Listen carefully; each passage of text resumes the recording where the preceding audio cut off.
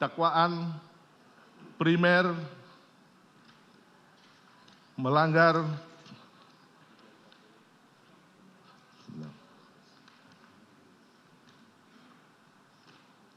(340) KUHP, Junto 55 ayat 1 ke 1 KUHP. Subsidiar pasal 338 KUHP Junto pasal 55 ayat 1 ke 1 KUHP. Selanjutnya untuk keterangan saksi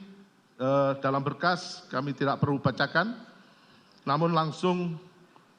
ke analisa fakta. Majelis Hakim yang kami hormati, saudara penasihat hukum yang kami hormati, yang dimaksud dengan analisis fakta adalah bahasan atau kajian atas fakta-fakta yang diperoleh di persidangan dengan menghubungkan fakta yang satu dengan fakta yang lainnya, sehingga fakta tersebut akan mempunyai nilai sebagai alat bukti yang mendukung pembuktian dakwaan.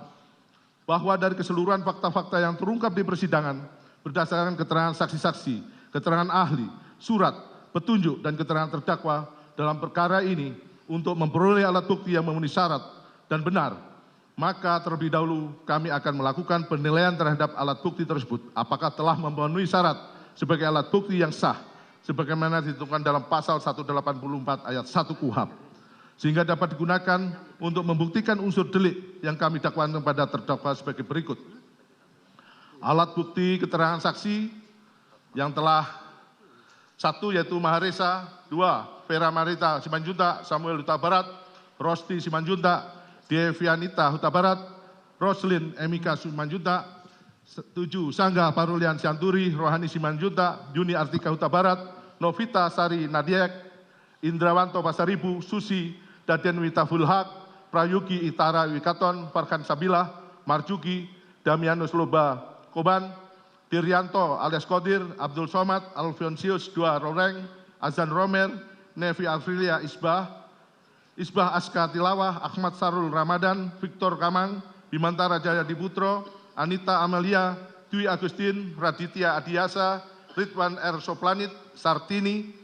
30 Martin Gabi Sahata, 31 Rifausal Samuel, Renhat Regens, Arsad Daifa Gunawan, Danu Fajar Subekti, Teddy Rohendi, Sulat Abo, Endra Budi Argana, Susanto Haris, Ligom Siahan, Agus Nur Patria, Arif Rahman Arifin, Cuk Putranto, Beihuni, Audi Pratowo, Sopan Utomo, Panji Zulfikar, Rikat Elisir Bediang Lumiu, Riki Rizal Wibowo, Beni Ali, Versi Sambo, Putri Candrawati, Sirajul Umam, Irwan Robit, Sugeng Putut Wicaksono, Novianto Rifai, Rojiah alias Jiah. Bahwa saksi nomor 1 hingga nomor 53 tersebut telah bersumpah untuk memberikan keterangan di sidang secara bebas, tanpa paksaan ataupun menjerat, dan merupakan keterangan yang ia dengar, ia lihat, ia alami sendiri. Kemudian keterangan para saksi tersebut bersesuaian dan berhubungan antara keterangan yang satu dengan yang lainnya, dan saling melengkapi sedemikian rupa yang membenarkan adanya suatu peristiwa merampas nyawa korban Nofriansah Yosua Huta Barat dengan rencana terlebih dahulu secara bersama-sama oleh terdakwa Kuat Ma'ruf dan terdakwa lainnya dalam berkas perkara terpisah atas nama saksi Ferdi Sambo, saksi Putri Candrawati, saksi Riki Rizal Wibowo, dan saksi Rikat Elisir Budihang Lumiu, sehingga keterangan para saksi tersebut telah memenuhi ketentuan pasal 1/27, pasal 153 ayat 2 huruf B, pasal 160 ayat 2 dan 3, pasal 164 ayat 1, pasal 166 dan pasal 185 ayat 1, 4 dan 6 KUHP. Dengan demikian, keterangan para saksi tersebut merupakan alat bukti yang sah sebagaimana ditentukan dalam pasal 184 ayat 1 huruf A KUHP. Bahwa seluruh saksi dalam perkara tindak pidana ini, kecuali mereka yang merupakan saksi sekaligus menjadi terdakwa dalam yang dituntut dalam berkas perkara terpisah, yakni saksi Verdi Sambo, saksi Richard Elisir Budiang Lumiu, maupun saksi Riki Rizal Wibowo adalah saksi yang tidak mendengar sendiri, melihat sendiri, maupun mengalami sendiri mengenai suatu tindak pidana merampas nyawa korban Nofriansah Yosua Huta Barat. Dengan rencana terlebih dahulu, namun berdasarkan putusan Mahkamah Konstitusi nomor 65 garing PUU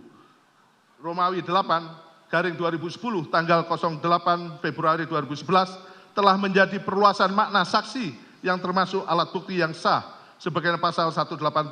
ayat 1 KUHP huruf A KUHP, yakni pasal 1 angka 26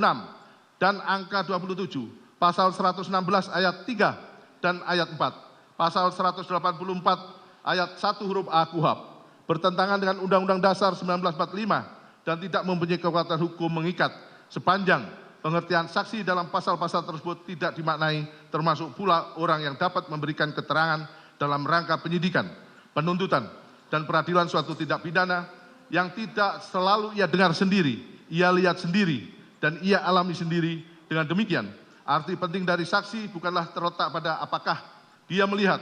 mendengar, atau mengalami sendiri suatu peristiwa pidana, melainkan apakah kesaksian itu relevan ataukah tidak dengan perkara pidana yang sedang diproses. Bahwa saksi dalam persidangan ini, sebagaimana saksi nomor 29 hingga 43, mulanya hanya mengetahui adanya tindak pidana yang mengakibatkan terampasnya nyawa korban Nofriansah Yosua Huta Barat. Berdasarkan informasi yang diperoleh dari saksi Ferdi Sambo, bahwa telah terjadi tembak-menembak antara korban Nofriansah Yosua Huta Barat dengan saksi Richard Eliezer Budiang Lumiu, yang terungkap pada kemudian merupakan skenario yang disusun oleh saksi Ferdi Sambo. Kemudian berdasarkan keterangan saksi Susanto Haris, saksi Sulap Abo, saksi Beni Ali, dan saksi Rifausal Samuel menunjukkan adanya suatu skenario yang disusun sebelumnya mengenai posisi terdakwa Kuat Ma'ruf, saksi Ricky Rizal Wibowo, dan saksi Richard Eliezer Budiang Lumiu, maupun keterangan saksi Vera Simanjuntak yang menunjukkan adanya permasalahan antara korban Nofriansah Yosua Huta Barat dengan para ajudan maupun ART dapat dikategorikan mempunyai keterangan yang bernilai sebagai saksi, dikarenakan terdapat relevansi yang sangat erat dengan tindak pidana yang didakwakan. Bahwa saksi nomor 54 hingga nomor 57 telah memberikan keterangannya dalam penyidikan, namun tidak dapat hadir dalam persidangan setelah dipanggil secara patut. Pasal 185